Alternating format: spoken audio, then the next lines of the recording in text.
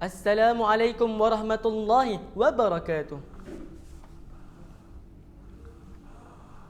Alhamdulillah al-qail alladhina idza asabathum musibah qalu inna lillahi wa inna ilaihi raji'un. Ulaika alaihim salawatun min rabbihim wa rahmah wa ulaika humul muhtadun. Ashhadu an la ilaha illallah wahdahu la syarika lah wa ashhadu anna Muhammadan abduhu wa rasuluh. Allahumma salli wa sallim ala sayyidina Muhammad wa ala alihi wa ashabihi ajma'in. Amma ba'd. Faya ayyuhal muslimun ittaqullah أوصيكم وإياي بتقوى الله فقد فاز المتقون. قال الله تعالى يا أيها الذين آمنوا اتقوا الله حق تقاته ولا تموتن إلا وأنتم مسلمون. Muslimin yang dirahmati Allah sekalian, marilah kita berusaha meningkatkan ketakwaan kepada Allah Subhanahu wa taala dengan melaksanakan segala perintahnya dan meninggalkan segala larangannya. Mudah-mudahan kita beroleh kejayaan di dunia dan di akhirat. Marilah kita menghayati khutbah pada hari ini yang bertajuk kesenangan dan kesusahan adalah ujian.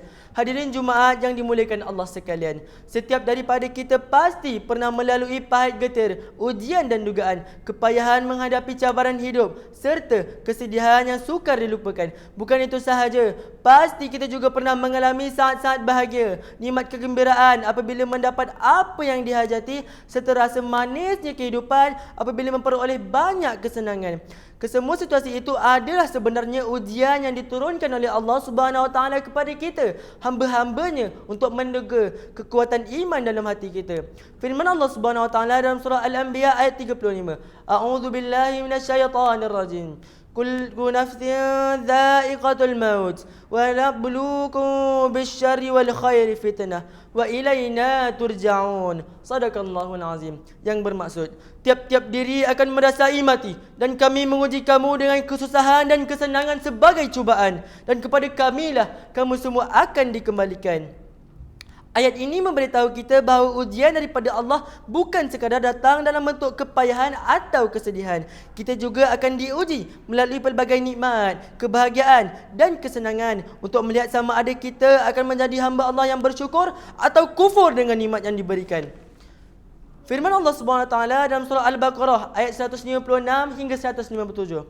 Sebagaimana dibacakan pada mukadimah khutbah ini yang bermaksud, iaitu orang yang apabila ditimpa musibah, mereka mengucapkan inna lillahi wa inna ilaihi raji'un. Mereka itulah orang yang mendapat keberkatan sempurna dan rahmat dari Tuhannya, dan mereka itulah orang yang mendapat petunjuk. Justeru, bagaimana untuk memastikan bahawa kita tidak termasuk dalam golongan orang-orang yang berburuk sangka kepada Allah Subhanahu Wa Taala? Jawapannya adalah kita hendaklah sentiasa bersabar dan bersyukur dengan setiap ujian, menjaga solat dan memelihara hati daripada perasaan-perasaan yang tidak selayaknya sebagai seorang hamba. Firman Allah Subhanahu Wa Taala dalam surah Al-Baqarah ayat 45. A'udzu billahi minasyaitonir rajim. Wasta'inu bis-sabri was-salah wa innaha lakabiratun illa 'alal khashiin. Sadaqallahul azim. Yang bermaksud, dan mintalah pertolongan kepada Allah dengan jalan sabar dan mengerjakan sembahyang, dan sesungguhnya sembahyang itu amatlah berat kecuali kepada orang-orang yang khusyuk.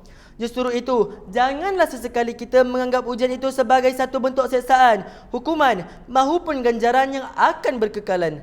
Sedangkan Nabi Muhammad SAW dan para anbiya yang lain juga diuji dengan pelbagai ujian yang lebih dahsyat. Apalah sangat jika hendak dibandingkan ujian yang menimpa kita sebagai insan biasa ini. Jadi selepas ini, jika kita diuji, teruskan bersabar, jaga hubungan kita dengan Allah Subhanahu Wa Taala dan pelihara hati dan jiwa daripada melakukan sesuatu yang menjejaskan keimanan kita. Muslimin yang dirahmati Allah sekalian, hadis daripada Ibnu Abbas radhiyallahu anhuma bahawa Rasulullah SAW bersabda, wa'lam anna fi sabri ala ma takrahu khairan kathiran wa anna nasra ma'as sabri wa anna faraja ma'al karbi wa anna ma'al usri yusra. Yang bermaksud, dan ketahuilah sesungguhnya pada kesabaran ke atas apa yang kamu tidak sukai adanya kebaikan yang banyak. Sesungguhnya pertolonganku bersama sifat sabar, dan sesungguhnya kelapangan itu bersama kepayahan, dan sesungguhnya kesusahan itu bersama kesenangan. Riwayat Ahmad. Antara hikmah sesuatu ujian ke atas manusia ini ialah tapisan dari Allah bagi memperlihatkan sikap kalangan orang beriman yang sebenarnya atau sebaliknya. Sebab itu, sikap orang beriman sentiasa mencari hikmah di sebalik sesuatu ujian dan kejadian agar mereka kembali kepada Allah Subhanahu wa taala. Firman Allah Subhanahu wa taala dalam surah Muhammad ayat 31. A'udzu billahi minasyaitonir rajim.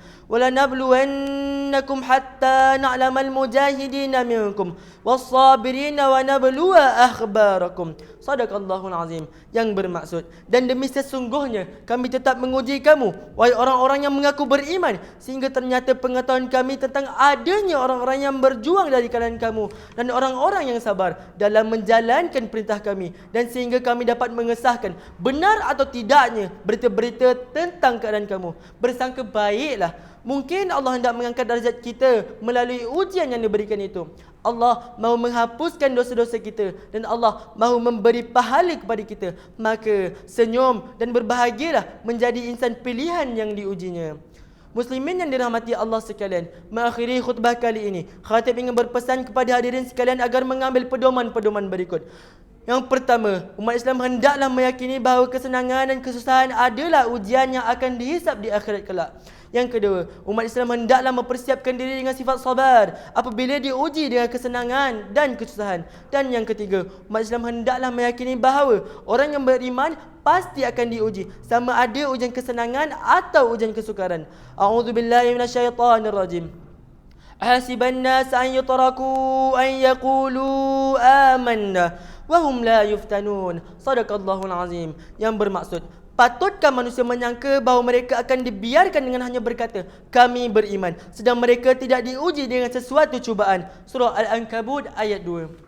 Barakallahu li wa lakum fil Qur'anil azim wa nafa'ani wa iyyakum bima fihi minal ayati wa dzikril hakim wa taqabbala minni wa minkum tilawatah innahu huwas samiul alim. أقول قولي هذا وأستغفر الله العظيم لي ولكم ولسائر المسلمين والمسلمات فاستغفروه إنه هو الغفور الرحيم. الحمد لله الذي جعلنا من المسلمين ورزقنا من الطيبات. أشهد أن لا إله إلا الله وحده لا شريك له وأشهد أن محمدا عبده ورسوله. اللهم صل وسلم وبارك على سيدنا محمد وعلى آله وصحبه ومن تبعهم بإحسان إلى يوم الدين. أما بعد، فيا عباد الله اتقوا الله، أوصيكم وإياي بتقوى الله فقد فاز المتقون. قال الله تعالى إن الله وملائكته يصلون على النبي يا أيها الذين آمنوا صلوا عليه وسلموا تسليما. اللهم صل وسلم على سيدنا ومولانا محمد سيد المرسلين، وارض اللهم عن أصحابه وقرابته وأزواجه وذريته أجمعين. اللهم اغفر للمسلمين والمسلمات والمؤمنين والمؤمنات الأحياء منهم والأموات إنك سميع قريب مجيب دعوات ويا قاضي الحاجات. اللهم أعز الإسلام والمسلمين واهلك الكفرة والمبتدعة والمشركين ودمر أعداءك أعداء الدين وانصرنا على القوم الكافرين. اللهم إنا نسألك ونتوسل إليك بنبيك الأمين ونسألك بأسمائك الحسنى وصفاتك العظمى أن تحفظ بعين عنايتك ربانية وبحفظ وقايتك صمدانية جلالة ملكنا المعظم سلطان سلانغور سلطان شرف الدين إدريس شاه الحاج ابن مرحوم سلطان صلاح الدين عبد العزيز شاه الحاج عبد العزيز شاه الحاج. اللهم أدم العون والهداية والتوفيق والصحة والسلامة منك لولي عهد سلانغور تنكو أمير شاه ابن سلطان شرف الدين إدريس شاه الحاج في أمن وصلاح وعافية بمنك وكرامك يا ذا الجلال والإكرام. اللهم آت عمرهما مصلحين للموظفين والرعية والبلاد وبلغ مقاصدهما لطريق الهدى والرشاد.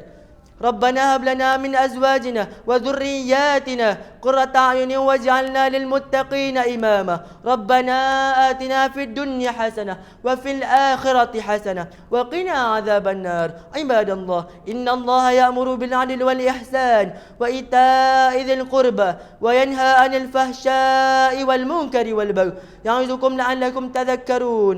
فاذكروا الله العظيم يذكركم واشكروه على نعمه يزدكم واسألوه من فضله يعطيكم ولذكر الله أكبر والله يعلم ما تصنعون.